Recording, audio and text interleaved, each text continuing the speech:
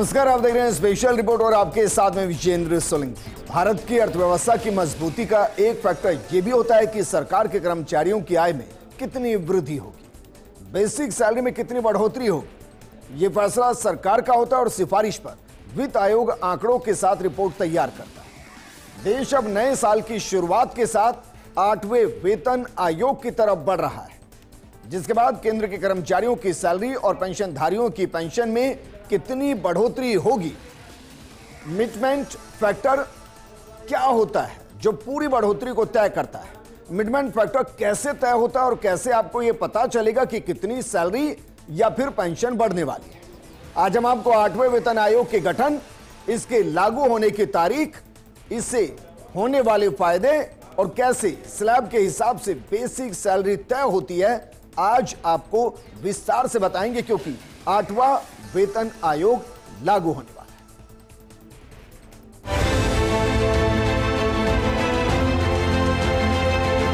माननीय प्रधानमंत्री जी ने केंद्र सरकार के सभी कर्मचारियों के लिए एक सेंट्रल पे कमीशन को मंजूरी दे दी।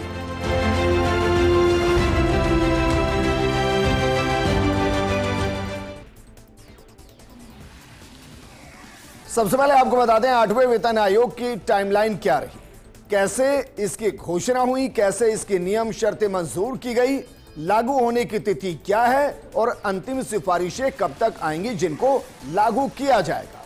जरा देखिए और समझिए। शुरुआत करते हैं कि किस तरीके से इसकी घोषणा जनवरी 2025 में हुई। जो ये लागू होगा वो 1 जनवरी 2026 से होगा, यानी कि नए साल के साथ 8वां वेतन आयोग हिंदुस्तान के अंदर लागू हो जाएगा। लेकिन नियम शर्तें जो मंजूर की गई कैबिनेट से वो 28 अक्टूबर 2025 को हुई। इसकी जो अंतिम सिफारिशें हैं वो गठन के 18 माह के अंदर होंगी, लेकिन उसमें कर्मचारी इसलिए खुश क्योंकि इसकी जो लागू होने की तिथि है वो 1 जनवरी 2026 से है, यानी कि इसके जितनी भी देरी से वेतन बढ़ोतरी होगी वो एरियर के तौर पर आपको मिलेगी। अब एरियर क्या होता है ये भी आगे चलकर आपको समझाएंगे, लेकिन भुगतान 2027 के अंत या 2028 की शुरुआत में संभव है। मुमकिन यह भी हो सकता है कि अगर इसको और ज्यादा तेज किया जाए तो 2026 के अंत में भी यह हो सकता है। हालांकि इसको आप इलेक्शन के साथ जोड़कर मत देखिएगा, क्योंकि 2028 में इलेक्शन होंगे।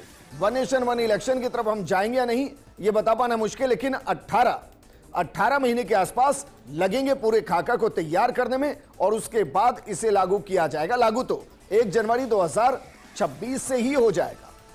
उसके बाद जितना डिले इसकी घोषणा होगी उतना एरियर बनेगा और वो एक साथ मिल जाएगा। लेकिन 8वें वेतन आयोग से फायदा क्या है, कितनों को फायदा है, कितने कर्मचारी हैं, कितने पेंशनधारी हैं, एक मोटा मोटा आंकड़ा आपको दे रहे हैं, जरा देखिए।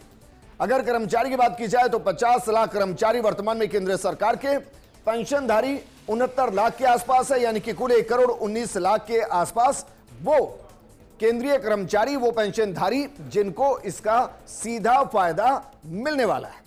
तो चलिए जरा ये भी देख लीजिए कि आयोग की जिम्मेदारी किसको दी गई है, किसको ये काम सौंपा गया है और कौन इस पूरी रिपोर्ट को तैयार करेगा और किन के रिकमेंडेशन पर 8वां वेतन आयोग लागू होगा।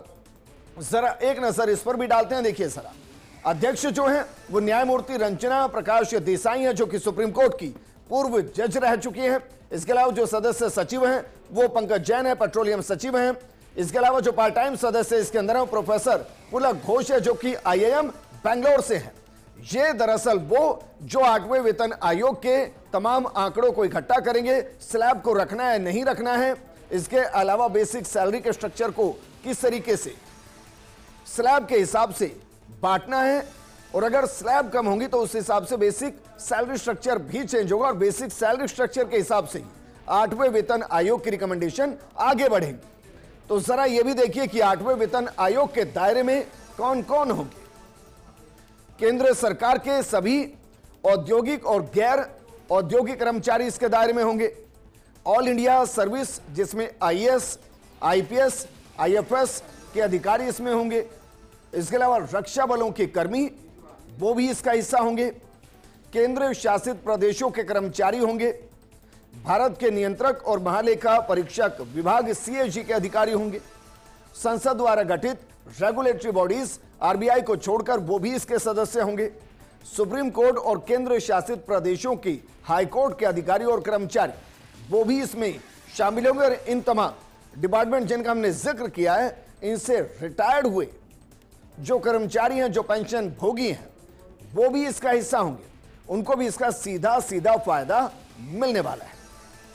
लेकिन सैलरी, मिनिमम बेसिक सैलरी कैसे निर्धारित होगी और कैसे 7वें वेतन आयोग की सैलरी के साथ अगर हम इसको एक मोटे तौर पर कंपेयर करें तो क्या अंतर आएगा, जरा उसको एक बार देखते हैं। देखिए जरा, अगर बात करें लेवल के हिसाब से तो पे मैट्रिक्स लेवल जो 1 है, 7वां वेतन आयोग बेसिक सैलरी, इसको रोकिए जरा। 8वां वेतन आयोग, शुरुआत करते हैं लेवल 1 से। पे मैट्रिक्स लेवल अगर 1 है और 7वां वेतन आयोग में बेसिक सैलरी अगर 18,000 है तो उस हिसाब से 8वां वेतन आयोग की जो बेसिक सैलरी होगी वो 44,280 होगी।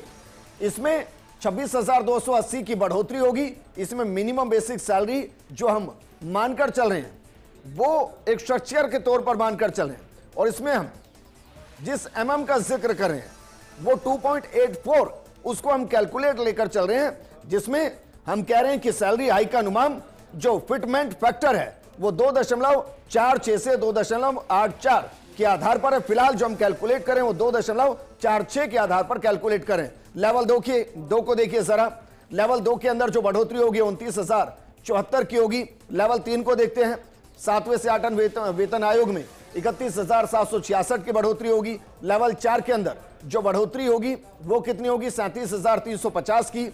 लेवल 5 के अंदर जो बढ़ोतरी अनुमानित है वो 42,723 की होगी। लेवल 6 के अंदर जो सैलरी अनुमानित है उसको भी इसी हिसाब से आप कैलकुलेट कीजिए, वो होगी 51,684। लेवल 7 की जो बढ़ोतरी होगी 2.46 फिटमेंट फैक्टर के हिसाब से वो 65,654 होगी। इसी तरीके से अगर लेवल 8 की बात करें तो लेवल 8 में 69,577 रुपए की बढ़ोतरी होगी 7वें से 8वें वेतन आयोग के दौरान। तो ये अलग अलग लेवल जिसके हिसाब से सैलरी बढ़ोतरी होगी, और इसमें अगर बाकी के लेवल की बात करेंगे तो इसी हिसाब से आप इसको कैलकुलेट कर लीजिए। आगे बढ़ते हैं और अब आपको बताते हैं कि 8वें वेतन मान का सैलरी जो कैलकुलेशन है वो सैलरी कैलकुलेशन कैसे होता है। दरअसल बेसिक सैलरी में कितनी बढ़ोतरी होगी ये फिटमेंट फैक्टर और डीए मर्जर पर निर्भर करता है। 7वें वेतन आयोग में फिटमेंट फैक्टर 2.57 था। 8वें वेतन आयोग में ये 2.46 हो सकता है, इससे ज्यादा भी हो सकता है, लेकिन हम अनुमानित 2.46 मानकर चल रहे हैं। हर वेतन आयोग में डीए 0 से शुरू होता है। ऐसा इसलिए क्योंकि नई बेसिक सैलरी पहले से ही महंगाई को ध्यान में रखकर बढ़ाई जाती है। इसके बाद डीए फिर से धीरे धीरे बढ़ता है। अभी डीए बेसिक पे का 58% है, और डीए के हटने से टोटल सैलरी जो है यानी कि जो बेसिक सैलरी उसमें डीए को जोड़िए, एचआरए को जोड़िए, उसमें बढ़ोतरी थोड़ी कम दिखा सकती है क्योंकि 58% डीए का हिस्सा हट जाएगा, लेकिन ओवरऑल जो फायदा होगा वो अच्छा खासा फायदा होगा। इसको एक उदाहरण के तौर पर समझते हैं। लेवल 6 के साथ समझते हैं। उसमें फिटमेंट फैक्टर को 2.46 मानकर चलते हैं, और यह भी मान लीजिए कि आप लेवल 6 पर हैं। उसके बाद क्या अंतर आएगा मोटे तौर पर जरा देख लीजिए। अगर हम लेवल 6 को मान ले और 7वें वेतन आयोग के हिसाब से आपकी मौजूदा सैलरी को 8वें वेतन आयोग के हिसाब से अगर चेक करें तो देखिए बेसिक पे अगर 35,400 है और उसमें डी अगर 58% है जो कि 20,532 हो गया। एचआरए अगर उसमें मेट्रो 27% के आसपास है, जो अलाउंस है आपके वो 9,558 हो गए। तो टोटल सैलरी जो हुई वो 65,490 रुपए हुई। लेकिन 8वें वेतन आयोग में क्योंकि डीए तो 0 होगा, लेकिन अगर अब इसको हम 2.46 फिटमेंट फैक्टर के हिसाब से नापे तो नई बेसिक सैलरी जो होगी वो 35,400, उसको 2.46 से गुना कीजिए, वो सैलरी होगी 87,084 रुपए जो नई बेसिक पे होगी। इसमें डीए 0 है क्योंकि वो नए सिरे से शुरू होगा, और मानकर चलते हैं कि जो नई बेसिक पे तय होती है उसमें महंगाई भत्ते को पहले से ही जोड़ा जाता है। एचआरए जो है वो 27% अगर होगा तो उसमें 23,513 रुपए और जोड़ लीजिए, वो उसमें और जुड़ जाएगा। टोटल सैलरी जो होगी वो 87,084 जमा 23,513, 1,10,597 ये सैलरी होगी। और ये सैलरी अच्छी खासी बढ़ोतरी होगी, यानी कि 7वें वेतन आयोग से जब 8वें वेतन आयोग के अंदर 2.46 फिटमेंट फैक्टर के हिसाब से इसको आप कैलकुलेट करेंगे तो मोटे तौर पर देखिए, मोटे तौर पर आपको लगभग 55,000 के आसपास का फायदा, 50 से 55,000 के आसपास का फायदा होने वाला है। और इसको आप इसी बेसिक स्केल के हिसाब से नापते चले जाइए। हमने बताया भी लेवल 1 से लेकर अगर लेवल 8-10 तक को हमने कैलकुलेट किया तो कितना अंतर उसमें आएगा, लेकिन जो भी अंतर आएगा वो फिटमेंट फैक्टर के हिसाब से आएगा। तो जरा ये भी देख लेते हैं कि फिटमेंट फैक्टर क्या होता है। दरअसल ये एक मल्टीप्लायर नंबर है, बेसिक सैलरी से गुना करके नई बेसिक सैलरी तय होती है। वेतन आयोग इसे महंगाई और लिविंग कॉस्ट को ध्यान में रखकर तय करता है। 7वें वेतन आयोग में यह फैक्टर 2.57 था। अब 8वें वेतन आयोग में यही तय किया जाएगा कि सैलरी कितनी बढ़ेगी। अगर फिटमेंट फैक्टर को 2.46 या 2.86 किया जाएगा तो मौजूदा 25,000 की बेसिक सैलरी बढ़कर 71,500 तक जा सकती है। अगर फैक्टर 1.83 रखा गया तो वही सैलरी 32,940 तक पहुंचेगी। यानी जितना बड़ा फैक्टर होगा उतनी ज्यादा बढ़ोतरी होगी। महंगाई भत्ता सीधा फिटमेंट फैक्टर तय नहीं करता, लेकिन इसका स्तर एक अहम पैरामीटर जरूर होता है। मानकर चलिए अगर डीए अगले एक साल में 70% के आसपास पहुंचा तो फिटमेंट फैक्टर में भी बढ़ोतरी हो सकती है। यानी फिटमेंट फॉर्मूला कई आर्थिक और वित्तीय पैरामीटर से मिलकर बनता है और इसके हिसाब से ही बेसिक सैलरी तय होती है।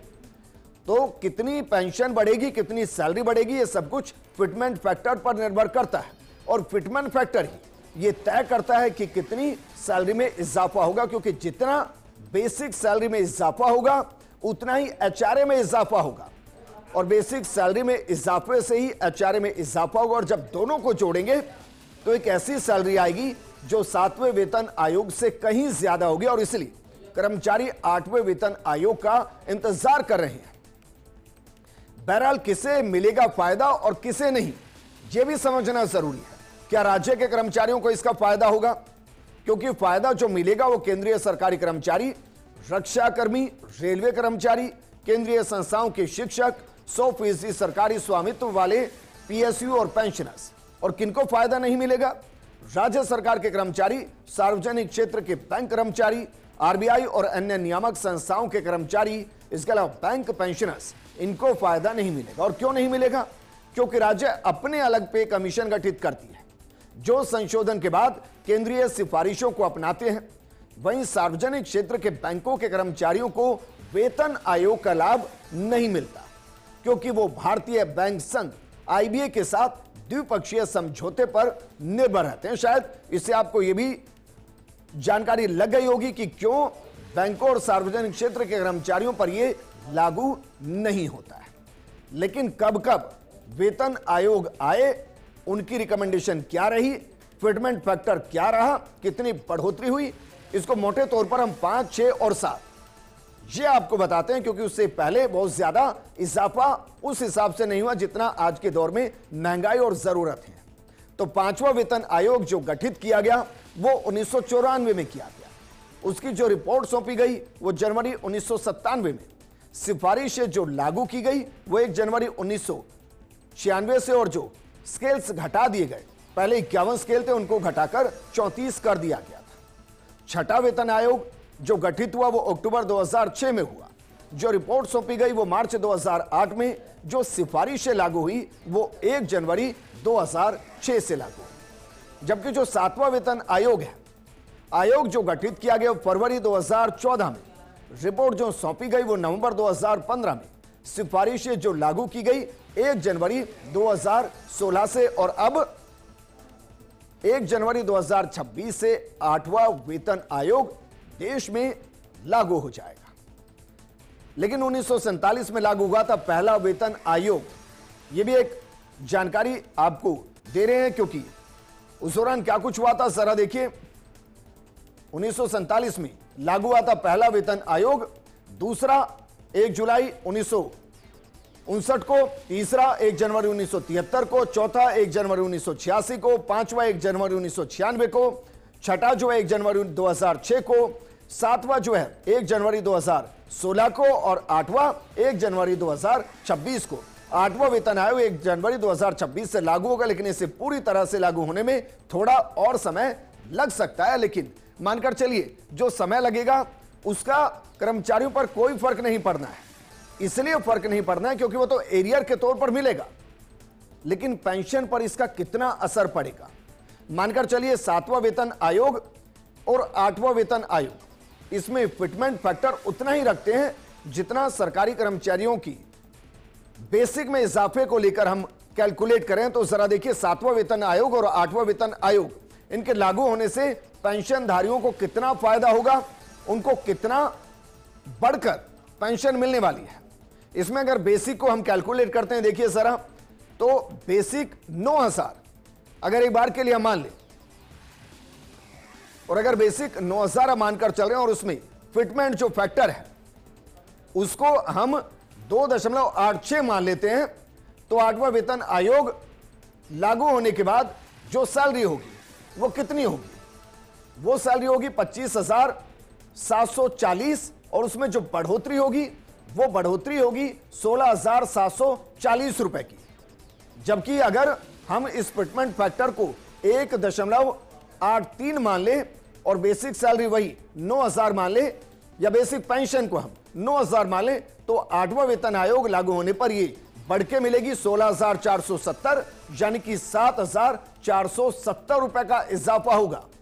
इन दोनों ही सिचुएशन के अंदर आप मानकर चलिए एक तरफ आपकी जो बढ़ोतरी है वो 2 गुना के आसपास और दूसरी तरफ 3 गुना के आसपास पेंशन में भी बढ़ोतरी होगी। और जिन्होंने अपनी पूरी जवानी केंद्र सरकार के सरकारी उपक्रमों में नौकरी के तौर पर निकाली, वो पेंशन के दौरान आसानी से जिंदगी को जी पाएंगे।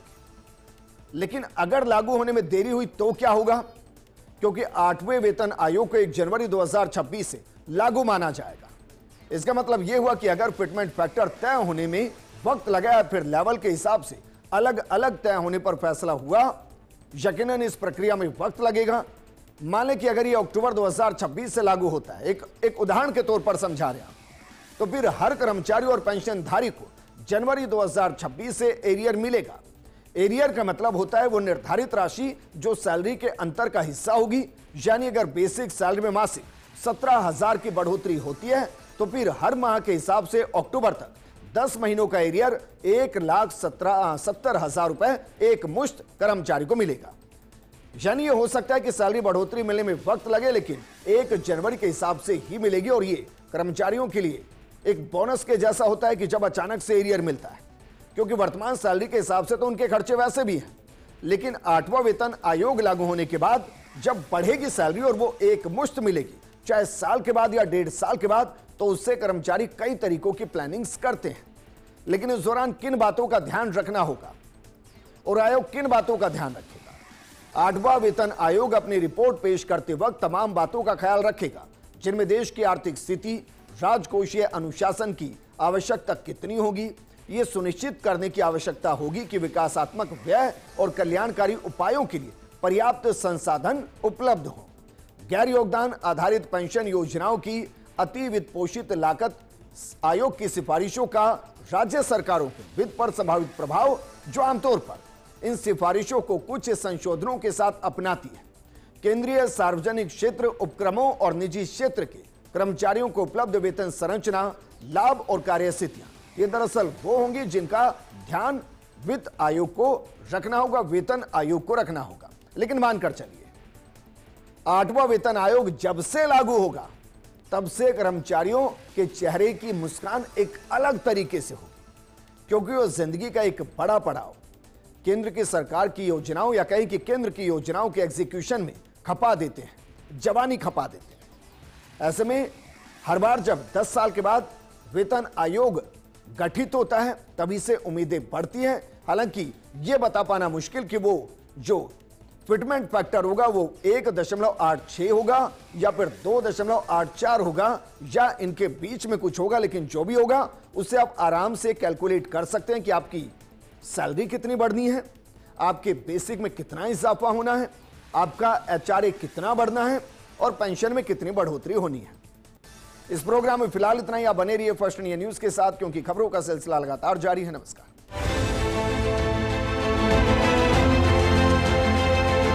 माननीय प्रधानमंत्री जी ने केंद्र सरकार के सभी कर्मचारियों के लिए 8 सेंट्रल पे कमीशन को मंजूरी दे दी।